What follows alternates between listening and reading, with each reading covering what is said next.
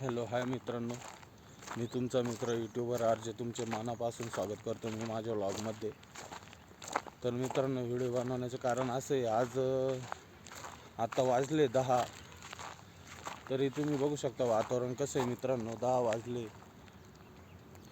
म्हणजे अतिशय भयंकर थंडी आहे आणि एकदम वातावरण शांत झालेलं आहे, खूप थंडी आहे. आणि मी ठरवलं मित्रांनो, नाही का बा, आज आपण असं सहज असं पायी हिंडूया थोडं. जरा तुम्हाला दाखवतो मी कसं विषय इकडं, जंगल कशी जागा आहे.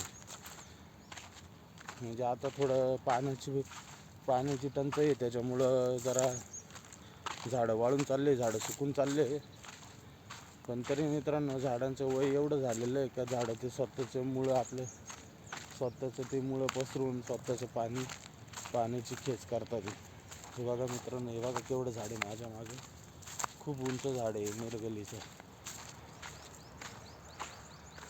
मित्रांनो, आपण जाऊया.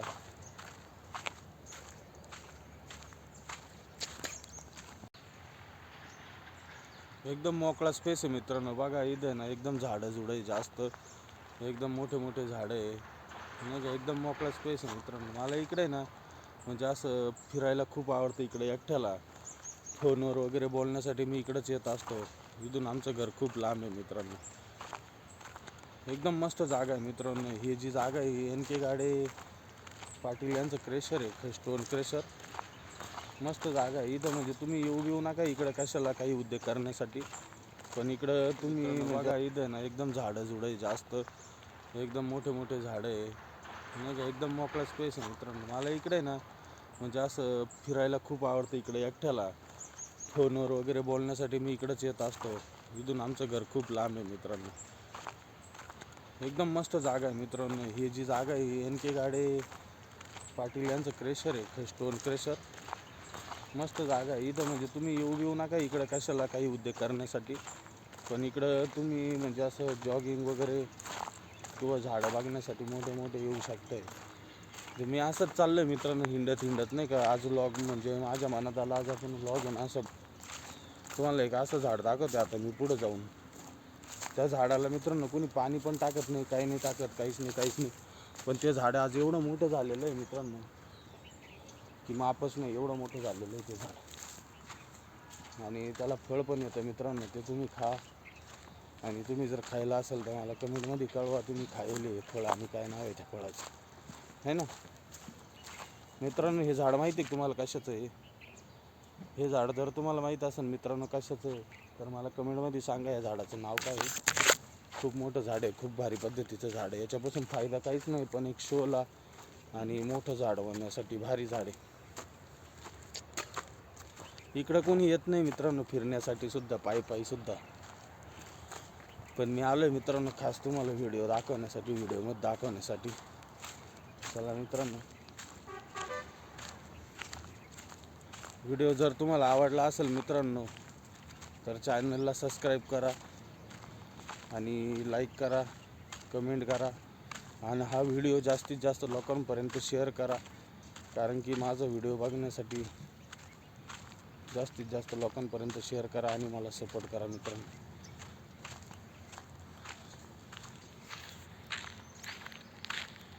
एकदम भारी जागा आहे मित्रांनो. हे झाड बघा कसं आहे मित्रांनो, एकदम याचे मुळं बिळं बघा तुम्ही, हे कसं वाढलेलं आहे हे झाड. एकदम क्वालिटी या झाडाची. कसं आहे हे झाड, त्याची डिझाईन बघा, एकदम भारी आहे झाड.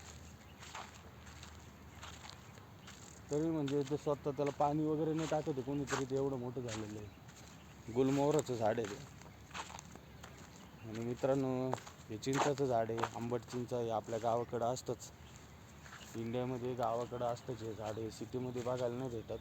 सिटीमधले लोक आहे ना मित्रांनो, खूप हे चिंच खाण्यासाठी खूप उत्सुक असतात, चिंच ऊस खाण्यासाठी. तर मित्रांनो, आता हे जे झाड तुम्हाला मी दाखवलं ना मित्रांनो, हे जे मोठं वाढलेलं झाड आहे, हे मालपाण्यांची जागा आहे. इकडं जवळजवळ 27-28 एकरचा प्लॉट आहे मित्रांनो. त्या जागेवरती झाड आहे, मस्त झाड आहे. त्या झाडाची ना म्हणजे काळजी तर नाही ठेवत, पण मालपाणी साहेबांनी जेवढ्या झाडं लावलेले त्यांच्या जागेमध्ये, त्या झाडांची ते काळजी ठेवतात. पण हे झाड आता म्हणजे खूप मोठं झालेलं आहे. ह्या झाडाचं वय पण जास्त आहे. तर ह्या झाडाला गरज नाही काही पाणी टाकण्याची. या झाडाचे जे मुळं आहे ते त्याचं पाणी स्वतःपर्यंत आणू शकतात, नाही का. तर मित्रांनो, माझी एवढंच म्हणजे म्हणणं आहे का मी आता ह्या ज्या जागेवर आलो आहे ना, खास तुम्हाला व्हिडिओचं कारण असं आहे मित्रांनो, ह्या ज्या जागेवर आलो आहे आपण, ही जी जागा आहे मालपाणी साहेबांची जागा आहे. पण आता मालपाणी साहेब म्हणजे संगमनेरचे खूप मोठे व्यक्ती आहे आणि त्यांच्या खूप जागा आहे. तर त्यांना असं प्रत्येक जागी जाऊन लक्ष ठेवणं सोपं नाही, म्हणजे किंवा असं नाही ते एवढ्या जागांवर लक्ष ठेवणं. त्यांचे माणसं पण खूप आहे कामाला. हा बघा मित्रांनो, माझ्या मागं जो दिसतो ना तो नाशिक पुणे हायवे आहे. आणि ही जी जागा आहे ना मित्रांनो, ही जागा आहे आपलं सुझुकी शोरूमच्या शेजारी जागा आहे, सुझुकी शोरूमच्या समोर मित्रांनो. तर एवढ्या गाड्या बिड्या जात आहे या रस्त्याने. पण तुम्हाला सांगायचं कारण असं आहे मित्रांनो, संगमनेर इथून जवळजवळ 7 ते 8 किलोमीटर लांब आहे मित्रांनो. 7 ते 8 किलोमीटर संगमनेर लांब आहे. पण इथं अशा काही गोष्टी होतात का फार ते म्हणजे कोणाच्या लक्षात पण येत नाही, कोणाच्या नजरेत पण येत नाही. आणि मित्रांनो, असं सांगायचं आहे मला, इथं हे लोक पहिले घाण तर टाकतच होते कर्रे घाटामध्ये. आता कर्रे घाटामध्ये त्यांनी घाण टाकायचं बंद केलं आहे मित्रांनो.